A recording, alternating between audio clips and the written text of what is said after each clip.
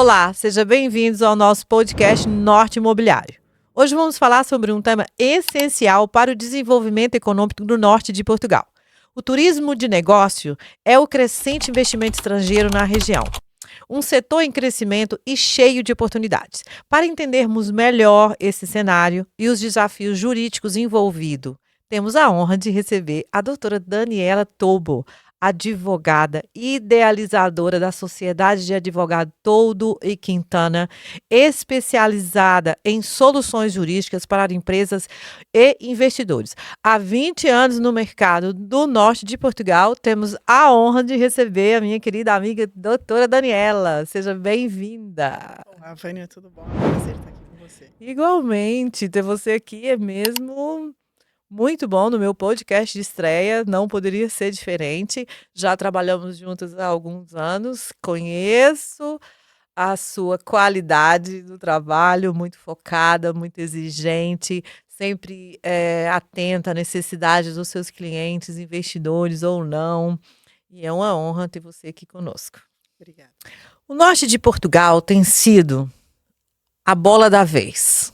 Todo mundo quer vir para o Porto, quer vir para Braga, quer vir para o norte, quer estar nesse lugar lindo que é o norte de Portugal. Na sua visão já de muitos anos aqui, porque eu sei que você é uma das pioneiras, né? Já chegou aqui há muitos anos atrás. O que você acha que aconteceu, essa chave para o norte? O que mudou que as pessoas começaram, quero ir para o norte de Portugal? Eu acho que é um conjunto de várias questões, né? Quando a gente fala do Porto e das regiões limítrofes e mesmo do norte de Portugal, a gente tem uma riqueza natural muito grande. Portanto, o Gerês é aqui do lado, não é? Portanto, a gente tem uma proximidade com a Espanha, portanto, a gente tem aqui.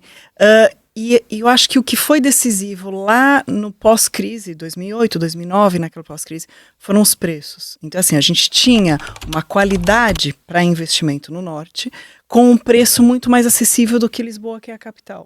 E acho que o mercado começou a se virar aqui para o norte. Eu tive um cliente francês uma vez que me falou o seguinte: eu me sinto muito mais francesa no Porto do que em Paris. E a gente consegue, eu acho, no norte, a gente tem pessoas extremamente autênticas, a comida, a gastronomia é excepcional, o clima é ameno, e o investimento em si, nesse momento, é apetecível, não é? Portanto, as pessoas têm. Então, eu acho que o norte de Portugal, nesse momento, junta aqui várias qualidades europeias e não europeias que atraem o público em geral. Com certeza, principalmente a segurança, a qualidade de Sim, vida, não tem dúvida, né? Exatamente. Isso eu acho que todo Portugal a gente pode sempre falar na questão da segurança. Mas no Porto, e eu sou suspeita porque eu amo essa cidade, mas o Porto é uma região, e toda a região limítrofe é muito pacata, a gente tem aqui uma qualidade de vida muito boa mesmo. Combina, né, com o objetivo de vida, às vezes, daquele cliente que quer realmente essa qualidade, uma cidade mais tranquila, né, sem muita... E mesmo se a gente olhar para o turismo, né, o investimento de turismo, ou seja, quem vem fazer turismo no norte de Portugal, 3 dias, né, estamos falando aqui dos europeus, eles vêm, têm 3 dias para ir para algum local. O Porto tem tudo que eles precisam, tem rio, tem alimentação boa, tem preços acessíveis, tem a parte natural, portanto eu acho que o Porto consegue conjugar diversas questões que é atrativo para o turismo de pequena duração e para o turismo de longa duração. Portanto, eu acho que até mesmo na área do turismo a gente consegue ser muito competitivo. Muitos turistas vêm, né, para passar um final de semana, esses 3 dias, e resolvem ficar no Porto. Sim. Você tem se deparado muito com essa situação, né? Todos os dias. Todos os dias. Nesse momento, não só europeus, porque a gente tinha uma incidência muito grande de britânicos e franceses. Nesse momento, a gente tem, por exemplo, americanos que vêm para conhecer Portugal de uma forma geral. Muitas vezes começam lá pelo Algarve, sobem por Lisboa, Coimbra, vêm vindo, chegam no Porto e se apaixonam. Se apaixonam. E aí, muitas vezes a gente tem clientes que estão aqui a turismo, num Airbnb qualquer, tem 2 dias para deixar e falar assim: encontrei vocês na internet, eu quero comprar um imóvel, como que eu me legalizo para ficar aqui? E a gente, assim, quando o senhor vai embora? Amanhã. 2 dias, mais ou menos isso, né? Eu falei, olha, então vamos... E aí a gente começa um outro processo que é, vamos com calma, vamos fazer as coisas, mas assim, o Porto acho que consegue despertar nas pessoas efetivamente isso. Não só o turismo, mas depois é um lugar que eu viveria, ou é um lugar que eu posso vir todos os anos. A minha família pode se encontrar aqui para fazer a festa de Natal. Portanto, eu acho que é muito atrativo realmente a região norte de Portugal de uma forma geral. Agora vamos falar da parte mais espinhosa do processo. Nós sabemos que Portugal é tudo isso que nós já falamos. E aí, principalmente o norte, mas a burocracia é uma coisa que exige uma doutora Daniela. Sim e não. Eu acho que assim, a burocracia existe em todos os lugares. E ela pode ser mais fácil, não é? Ou menos burocrático para quem está, quando você sabe o funcionamento. Claro. Né? Então, óbvio, se eu for hoje morar para Noruega, eu não conheço o processo. Sim. Eu não sei como funciona. E qualquer documento que me peçam, qualquer situação que eu não conheça, eu vou achar muito complicado. E vou falar, isso aqui é muito burocrático. Portugal é burocrático? Temos passos aqui que às vezes são desnecessários? Talvez sim. Mas quando você trabalha com pessoas que sabem o procedimento, tudo fica muito Facilita. mais fácil. Né? Então, assim, existe burocracia? Existe. Mas depois de algum tempo, você começa a falar, tem lógica, esse documento que eu até achei que não, mas afinal tem. Então a gente consegue organizar o procedimento de investimento ou mesmo de legalização em termos de vistos, de autorizações de residência, de uma forma que para o cliente fique um pouco mais leve e ele não sinta tanto a burocracia. Isso fica do nosso lado. E o cliente aqui fica com a parte um pouco menos pesada e um pouco mais facilitada. Eu acho que o cliente que chega sem essa assessoria, ele sofre muito no começo, né? Sim, se falarmos dos estrangeiros que não falam português, mais ainda. Se falarmos daqueles estrangeiros que falam a língua como os brasileiros, né? A burocracia é um pouco menor, mas é sempre complicada, porque são procedimentos diferentes. Depois que você entende, tem lógica, mas no início é bem complicado. O que eu aconselho sempre no investimento, estejam bem assessorados por um mediador imobiliário. Sim. Vão pedir crédito bancário, estejam bem assessorados com um mediador de crédito. Tenham um bom mediador de seguros, porque é importante essencial você ter. Isso. E no final de tudo, tenha o advogado para conseguir te ligar a todas as áreas. Colocava o advogado em primeiro lugar. Eu já falo logo para eles, liga para a doutora, depois vocês me voltam aqui para procurar a casa. Óbvio que sim, mas eu acho que o advogado acaba tendo um papel de relacionar todas essas áreas. Fazer a conexão, né? Exato, todas as peças. Todos os documentos. E por isso é que acaba sendo essencial ter aqui um bom consultor jurídico. É uma equipa. Eu acho que sim, tem que ser. Hoje, Portugal tem algum... Porque nós tínhamos o Visto Gold, o Visa Gold. Uhum. Hoje nós temos algum programa do governo para essas pessoas que querem vir morar legalmente, investir. O que nós temos hoje disponível para alguém que está nos assistindo e pensa assim, não, eu quero ir para Portugal, mas claro, quero ir legal, quero com visto de, sei lá, um D7, né, investidor, como tem aí em outros países. Como que funciona isso hoje em Portugal? Nós temos várias formas de vir para Portugal, vai depender do perfil de cada cliente. O Golden Visa, o Visto Gold, ele continua existindo, só que ele deixou de existir para a área do imobiliário. Né? Então, o que nós temos hoje? Nós temos grandes empresas que eram empresas imobiliárias e tinham o produto para o Golden Visa e do dia para a noite deixaram de poder ter. O que aconteceu? Esses empreendimentos foram convertidos em empreendimentos hoteleiros. Sim. Então, o investimento é feito em empreendimentos hoteleiros através de fundos. Então, nós continuamos com o Golden Visa. É possível ainda fazer investimentos empresariais. Portanto, esse programa ainda existe. Mas, paralelo a isso, o que eu digo sempre o Golden Visa é uma forma de vir para Portugal, você paga, faz o investimento e acaba tendo a sua autorização de residência, só que você vai precisar residir. Sim. Então você vai ter que ter uma casa. Então você vai ter. Então, antes nós conciliávamos a compra da habitação com o investimento. Agora não pode mais. Nesse momento você tem que fazer um investimento e comprar uma casa ou arrendar uma casa. E viver aqui, né? Exatamente, para viver. O Golden Visa, apesar de tudo, ainda continua com o programa que não é obrigatório vir residir. Portanto, você pode vir só 7 dias por ano. Ok. Mas paralelo ao Golden Visa, que é por investimento, nós temos várias outras formas.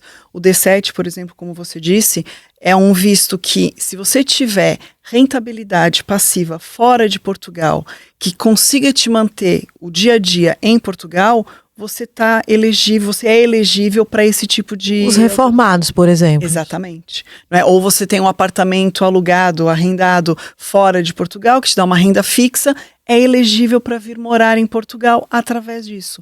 Nós temos agora os nômades digitais, portanto é uma forma de vir e trabalhar aqui virtualmente com uma empresa estrangeira.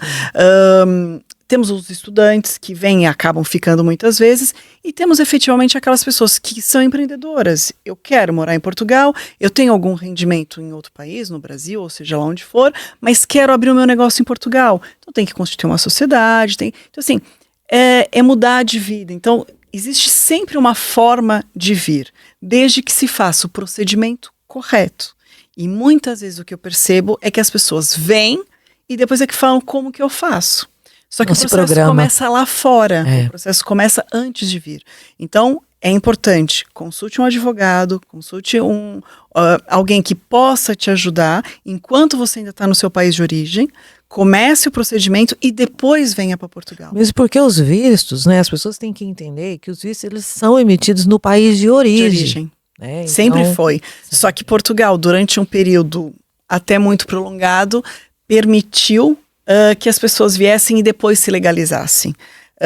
Isso criou aqueles pedidos de autorizações... Manifestação de interesse, que deixou de existir, porque supostamente era temporário para aquelas pessoas que vieram e que estavam aqui pudessem se legalizar e ia acabar. Mas continuou. Sim. Né? Até chegar nessa... Ao limite. Pronto, nessa situação que temos hoje. Voltamos ao que tínhamos e o que é em toda a Europa e o que é no mundo inteiro. Em qualquer país que você pense, vou morar naquele país, você tem que pedir um visto no teu país de origem. Claro, normal. Você vai no consulado, na embaixada desse país, pede o visto e depois você vai. Né? Então, Portugal não está retrocedendo, eu acho que está organizando as questões. Né? Quando o cliente chega, o investidor chega no porto, já passou pela doutora Daniela, já passou pela imobiliária, já encontrou o imóvel, já arrumou o crédito. Quais são, assim, na sua visão, como eu sei que você lida muito com os estrangeiros, né, os investidores estrangeiros, cada dia está vindo mais, aí como os israelitas também tão fortes, os americanos. Eu percebo que cada época... Cada ano é um povo diferente, né? Às vezes são franceses e você está sempre ali se adequando para atender, né, todas as nacionalidades. O que você acha que é essencial, assim, aquele detalhe final que a pessoa tem que estar mesmo atenta para não fazer um negócio errado, para depois não se arrepender, ou para depois o sonho virar uma frustração? O principal é a pessoa estar bem assessorada em todas as áreas, né? Quando a gente fala da parte dos vistos, das autorizações, ele tem que ter um profissional que vai guiá-lo nesse processo com a correção para quê? Para que o processo não fique parado por falta de um documento, ou seja, o que for. Quando a gente fala do investimento propriamente dito, e no investimento imobiliário, que é a tua área, por exemplo, é importantíssimo que ele saiba o que ele está comprando. Eu me deparo, por exemplo, com os americanos muitas vezes. A mentalidade dele relativamente ao imóvel é diferente da nossa. Então, uma coisa que é marcante eles compram uma casa e tem um problema no encanamento. Nos Estados Unidos, eles podem entrar com uma ação quanto o antigo proprietário. Sim, aqui seja não. Seja ele um particular ou a construtora, não é?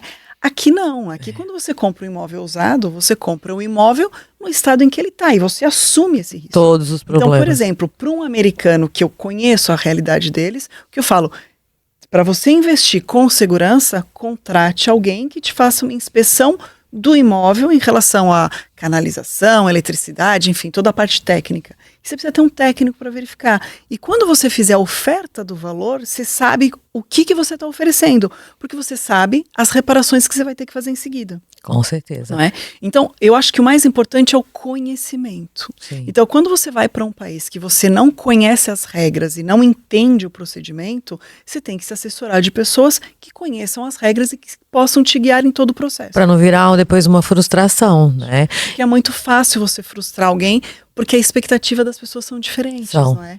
Então, se eu sei qual é a tua expectativa, é importante que eu faça o caminho para que você não se frustre no futuro. Né? Sim. Eu acho que faz todo sentido, porque muda, né, culturalmente. Você tem, né, nós brasileiros já estamos mais adaptados ao processo português, né, de compra até e venda. porque lá a gente tem processos muito parecidos com o português. Né? Muito parecido. Acho que tem a ver com a colonização que a gente teve, né? Os resquícios da forma portuguesa ficaram lá. Né? Então divergiu em algum momento, mas é parecido. Agora, a gente tem culturas que são completamente diferentes. Os americanos realmente sentem essa barreira, né? Eu percebi com alguns clientes israelitas que eu imaginei que até fosse muito mais diferente da forma como nós temos aqui, mas eles têm muito mais semelhanças com a forma portuguesa do que os americanos, por exemplo. Eu acho que os americanos, nesse ponto, sofrem muito. Né? Por isso. O que você acha que podemos melhorar? O que Portugal poderia melhorar para essa visão desses investidores ou turistas que querem vir se estabelecer? O que você acha que assim, seria ajustar? Eu acho que não tem que ser Portugal a ajustar. Eu acho que as pessoas têm que ser ajustadas. Tem que se ajustar para onde vai.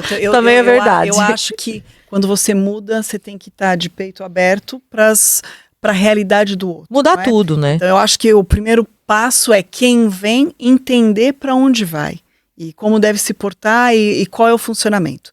No entanto, não quer dizer que para onde você vai seja perfeito e você tem que aceitar tudo.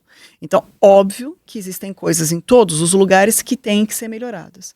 Portugal, neste momento, eu acho que a questão principal é o funcionamento público. Não em termos de qualidade, muitas vezes, mas em termos de número. Ou seja, eu acho que nós temos um número de funcionários em todas as áreas públicas que não são compatíveis com o número de pessoas que existe hoje em Portugal. Algumas pessoas se aposentaram, outras pessoas estão ali numa fase de pré-reforma e também o trabalho às vezes não é igual. Portanto, eu acho que precisa mão de obra. Sim. Eu acho que a contratação Mas isso eu acho que em todo o setor, né? Essencial, sim. Desde a área da saúde, a área do IRN, né, do registro notário, eu acho que é um pouco por aí.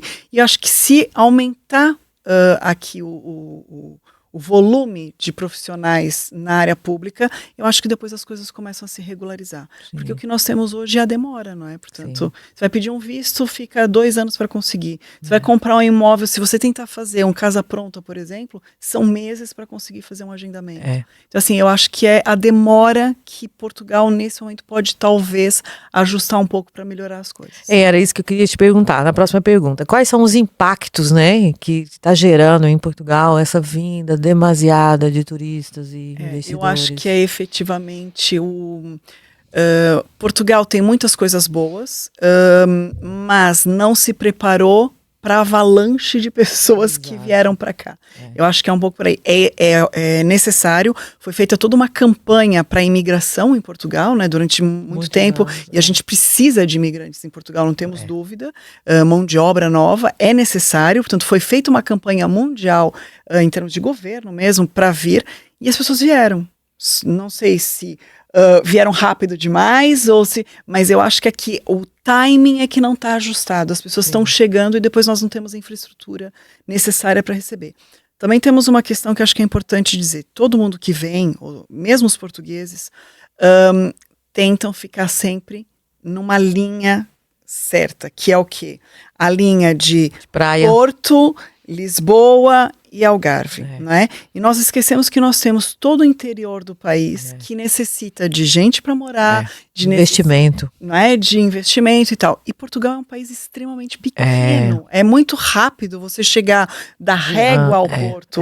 É muito rápido você chegar do Alentejo a Lisboa. Portanto, a gente tem que, acho que, focar um pouco mais, principalmente as pessoas que vêm de fora nesse momento, no interior de Portugal. Sim, sair dos grandes centros, né? Porque os preços são acessíveis ainda. Qualidade de vida excepcional. Excepcional. E a infraestrutura está criada. Em todos esses lugares você tem escolas, você tem hospitais, você tem boas estradas. Então, a gente tem, às vezes, que mudar um pouco o olhar. Essa visão, E porque Portugal tem uma infraestrutura muito boa. Com a globalização e as novas tendências digitais, isso veio para facilitar, né?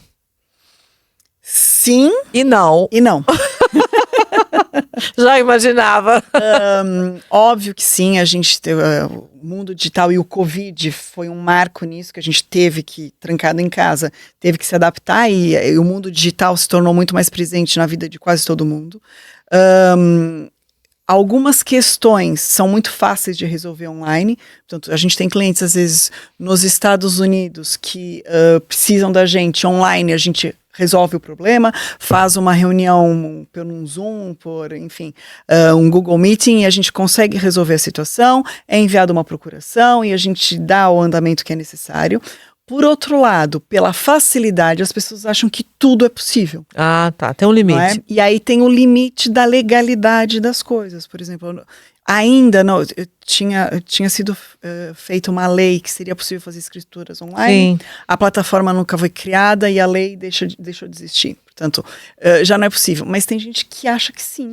E quer a todo custo que seja feito dessa forma. Só que aí fala, Portugal é burocrático. Talvez. Mas ainda existe algumas leis que devem ser cumpridas, né?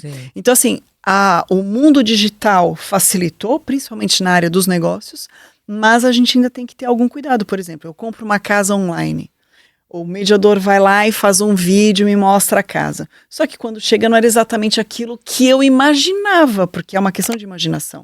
Principalmente a zona envolvente e tudo. Não é? E aí isso facilitar demais muitas vezes. Então, muitas vezes o que eu falo tem possibilidade de vir? Vem ver o imóvel, vem ter certeza do que você está investindo. Claro. Não é? Ou então confia 100% no profissional, mas não vá depois colocar a sua frustração em cima do profissional. Exatamente. Então eu acho que a questão do mundo digital é um pouco por aí, a gente saber o limite e o balanço até onde as coisas estão ajudando ou as coisas estão nos prejudicando. Sim, o bom senso, mas eu sou a favor do mundo digital, apesar de não gostar muito dos computadores, mas eu sou a favor do mundo digital. E ajudou muito, né? A advocacia, assinaturas. Agora a gente vai tudo com assinatura digital. Assinatura digital. Eu acho. Muitas questões. No Brasil a gente já está mais evoluído. Sim, né? No Brasil a gente tem a plataforma para fazer as escrituras online. Mas eu creio que nós em Portugal também vamos ter. Vamos sim, acho que sim. E para finalizar, qual seria o seu conselho para quem quer vir para o norte, nos ouviu, analisou, tá pronto, quero ir para Portugal, vou para o norte de Portugal, vou para Braga, vou para o Porto, qual seria o conselho da doutora Daniela? Escolham bons profissionais. Façam uma pesquisa, escolham bons profissionais. A Agência Douro está aqui para ajudar quem quer investir. A Sociedade Toby Quintana está aqui para ajudar quem quer investir, mas temos outros profissionais que podem. Muita gente não boa. Venham desavisados, não venham sem saber o que querem. O conselho principal é assessoria. Eu acho que é importantíssimo quando você vai para um local onde você não conhece as regras ou não é o teu mundo, esteja bem assessorado. Eu acho que isso é o principal. De resto, resolve-se. Eu acho que todo o resto resolve-se. Muito obrigada por você ter vindo. Vânia, foi um prazer. E quem quiser contratar o serviço da doutora, pode entrar no nosso site, tem lá www.tobyquintana.com e lá tem todas as informações. Muito bem, tem uma equipe lá toda. Tem toda uma equipe para ajudar em várias línguas, português, inglês, francês, e se precisar a gente tem aqui outras línguas se for necessário. Muito bem, doutora. Muito obrigada.